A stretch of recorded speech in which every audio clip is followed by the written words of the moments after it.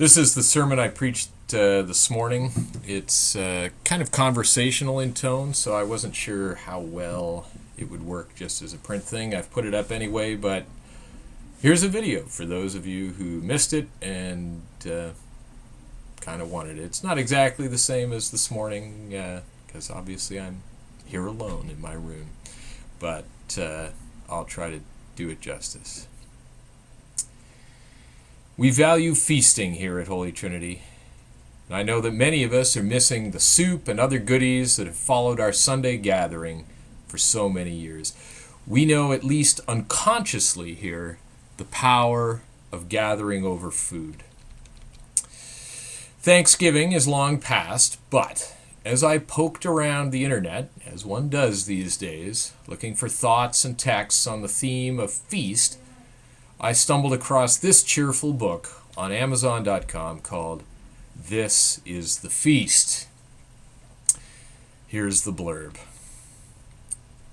This is Thanksgiving, a time to remember the friendships and freedoms we all share together.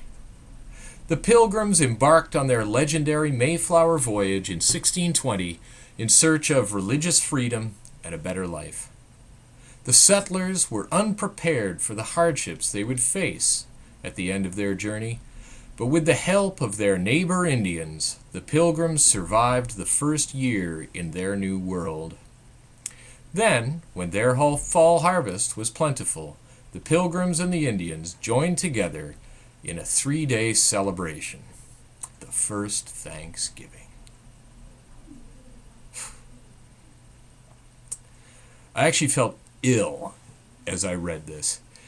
This whitewash of the reality of the U.S. tradition of the Thanksgiving holiday has been thoroughly debunked. But like many lies and urban legends, it lingers on as the truth. Now, the Canadian version of Thanksgiving, our tradition is a little more straightforward. It's simply a harvest festival. We don't carry along any of the historical lies of the U.S. version. But we know that much of our history is all too similar. And the suppression of the truth of that remains a significant part of the problem that we face in our society. I expect that most of us here are aware of the suppression of the potlatch. We may be less aware of the Anglican Church of Canada's involvement in the removal and display of potlatch ceremonial objects. Some might argue about the explicitly named reasons for the suppression of the potlatch, but the truth of the truth of the suppression of the potlatch is very close to the truth of the residential schools and other acts that aimed to break the power of community, in this case specifically Indigenous communities on Turtle Island. A community that is unable to meet in ways that allow trust and intimacy to develop is a weakened community. That was the goal. Historically, our church has been allied with colonial power. That is less so now, and many of us actively try to make a different path, an anti-colonial one. However, the same colonial and divisive powers are still very much at work in the world. These days, they are more often held in the hands of corporations and other multinational economic powers, but governments and others remain accomplices. As people, we are often set apart from each other. Our differences are highlighted, wedge issues fed, or created. We are made into individual consumers rather than citizens of a common land, members of a community. We try to resist that here at Holy Trinity, as do others in other places, but we are not immune to the fears which drive us apart, even here. Wedding feasts, potlatch, funeral luncheons, powwows, Christmas dinners, cocktail parties, and Irish wakes. We gather over food and drink, and sometimes gifts, to remember common experience, to share and build intimacy and trust. It is a good starting place, an opened door. And the question whenever we pass through that door is always, how much can I trust? How much do I dare risk? It is a hard question to answer. And I think we have all had both positive and negative experiences in these places. Maybe we have found a swift intimacy with a new friend made when thrown together at a table group at a conference. Or maybe we are stunned into disbelief at the willful ignorance of our new brother-in-law, unable to listen beyond waiting to repeat his one unsupported point. Yes, we know that guy. We can come to a gathering open, willing to hear others where they are. We can try to speak only about our own feelings and desires, share information, and resist projecting our assumptions on others. But how can we know that that care will be reciprocated? How can we know that we won't have our buttons pushed and react badly to another person's sweeping statements? I return to Holy Trinity because it holds for me many of the ideas and feelings that I hold dear. It is a family of sorts. But like my birth family, or even my marriage, there can sometimes be a fear of sharing too much, or of asking hard or challenging questions of each other, or the community, the family, or the partnership. My father is all too fond of saying that there are three things one should never discuss: politics, religion, and another man's wife. Well, I'm not even going to try to deconstruct all the baggage in that statement.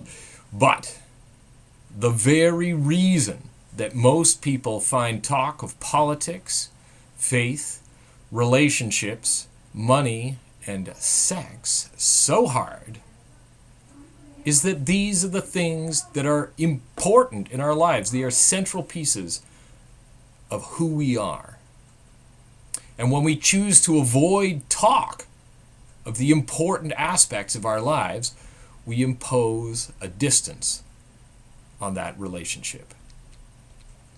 Avoiding hard questions, even for good reasons, is harmful to the intimacy of that relationship. I learned this painfully in my marriage over the last few years. There had come to be some topics that I no longer raised because they seemed unproductive and would only lead to pain. But that didn't make those issues go away. And the act of avoiding some topics creates distance and diminishes intimacy. When I went on a trip alone this past October, I visited with family and friends. I traveled from BC to Portland. And in that time, I found the space to really wrestle with what I wanted in life. I was filled with assumptions about our shared life and thought that when I returned, I would be taking apart my marriage. But I knew to do that with integrity, I needed to be completely honest about everything I felt, wanted, and dreamed. To do less would not honor the life and intimacy we had shared together. And even if that meant that our marriage was finished, it at least might mean that we could remain in some kind of relationship in an honest way. They were not fun conversations. They were not easy, but they renewed intimacy, even in their pain and discomfort. Maybe even because of the pain and discomfort. They're not done, but because we have stayed deliberately open to and trusting of each other, we were able to find a way forward together. I'm happy to say that we are still married, and I see no end to that. I'm grateful. But I'm also grateful to discover that we actually still want to grow in ways that are compatible, even if that wasn't so obvious not so long ago. Out of this personal experience, I carry a renewed clarity about the dangers of assumptions and the risks of avoiding difficult conversations. At Holy Trinity, we have our own set of assumptions. Many of them were forged in thoughtful and open discussion many years ago. But we have fallen into the habit, through lack of time and energy, or fearing disagreement and division, of not having serious theological discussion, of not re-examining in a deliberate way our common liturgical life in light of our current beliefs, whatever those may be. I think we need to build a habit of engaging in hard questions together. I think that there was some hope that the forums begun a number of years ago might accomplish some of this, but the number of people, the time available, have typically made those more of a brief airing of opinions. This is not a criticism of that, but simply a hope that we can find a way to foster more deep conversation about theology, about faith, and other issues of importance to us. It may be hard to make the space for this. It is certainly hard to be the first to speak and risk. And maybe some of this will happen at the upcoming potluck. Maybe we can start to have some hard conversations, ask questions, hold more frequent gatherings, to talk in small groups about what matters to us and how we might express that when we gather.